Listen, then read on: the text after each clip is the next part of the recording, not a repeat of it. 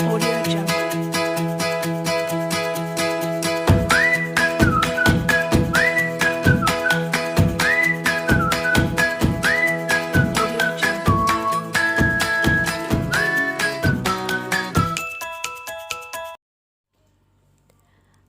Assalamualaikum warahmatullahi wabarakatuh. Selamat pagi anak-anak. Perkenalkan, nama saya Ibu Hesti Widianisi.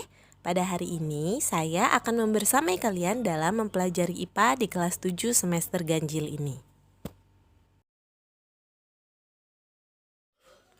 Pertama-tama Ibu ucapkan selamat untuk kalian yang sekarang sudah berganti status menjadi siswa-siswi baru di sekolah menengah pertama. Selamat bergabung dan selamat datang tentunya di lingkungan yang baru, guru-guru baru dan juga teman-teman baru. Di kelas 7 ini, bab pertama yang akan kita pelajari dalam pelajaran IPA adalah tentang objek IPA dan pengamatannya. Ada beberapa hal yang akan kita pelajari dalam bab pertama ini. Namun yang pertama akan kita bahas adalah mengenai penyelidikan IPA. Tujuan pembelajaran yang ingin kita capai pada hari ini adalah yang pertama menjelaskan 3 keterampilan proses IPA, yang kedua menjelaskan kegunaan mempelajari IPA, dan yang ketiga adalah menyebutkan objek yang dipelajari dalam IPA.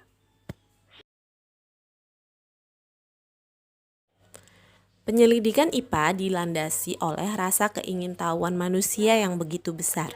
Penyelidikan IPA meliputi penyelidikan terhadap gejala alam dan segala hal yang terlibat di dalamnya. Gejala alam itu meliputi gejala biotik dan abiotik.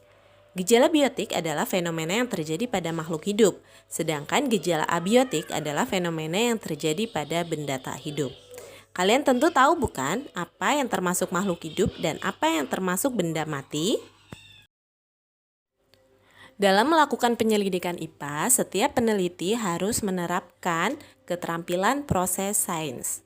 Keterampilan proses sains dasar yang harus dimiliki adalah pengamatan, membuat inferensi, dan mengomunikasikan.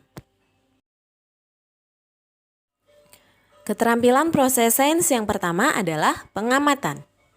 Pengamatan dilakukan dengan menggunakan panca indera yang kita miliki, termasuk melakukan pengukuran dengan alat ukur yang sesuai. Pengamatan dilakukan untuk mengumpulkan data dan informasi dari benda atau makhluk hidup yang sedang kita amati. Data atau informasi yang diperoleh dari hasil pengamatan akan menghasilkan data kualitatif atau data kuantitatif. Data kualitatif diperoleh dari pengamatan dengan indera tanpa standar tertentu, misalnya warna, tekstur, bau, rasa, dan lain-lain. Sedangkan data kuantitatif diperoleh dari pengamatan dengan alat ukur dengan standar tertentu, misalnya panjang, massa, gaya, suhu, dan lain-lain. Data kuantitatif ditandai dengan adanya angka yang jelas serta satuan karena diperoleh dari hasil pengukuran menggunakan alat ukur standar.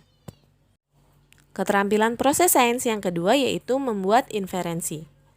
Membuat inferensi artinya merumuskan penjelasan berdasarkan pengamatan. Penjelasan ini digunakan untuk menemukan pola-pola atau hubungan antar aspek yang diamati dan membuat perkiraan. Keterampilan proses sains yang ketiga yaitu mengkomunikasikan. Mengkomunikasikan hasil penyelidikan dapat dilakukan secara lisan maupun tulisan. Hal yang dikomunikasikan termasuk data yang disajikan dalam bentuk tabel, grafik, bagan, dan gambar yang relevan sesuai dengan data hasil pengamatan.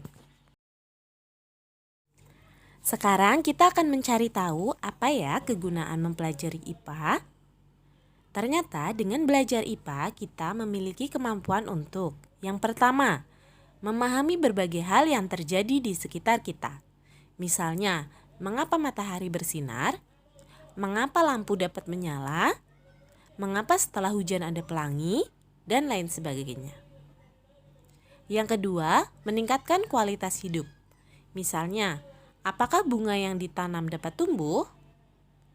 Yang ketiga, kita memiliki kemampuan untuk menyelesaikan masalah. Misalnya, bagaimana mendapatkan air bersih dari air keruh ini ya? Dan yang keempat adalah kita dapat berpikir logis dan sistematis. Misalnya, jika datanya seperti ini, maka kesimpulannya seperti apa ya? Manfaat-manfaat tadi tentunya dapat kalian rasakan jika kalian mau mempelajari IPA dengan sungguh-sungguh. Jadi, kalian harus mencermati setiap materi yang disampaikan oleh guru kalian, sehingga kalian dapat merasakan manfaatnya dan dapat menerapkannya dalam kehidupan sehari-hari. Nah, sekarang kita cari tahu yuk apa sih yang dipelajari dalam IPA. Ternyata objek IPA atau yang dipelajari dalam ilmu pengetahuan alam itu meliputi segala sesuatu yang ada di alam dan interaksinya untuk dipelajari pola-pola keteraturannya.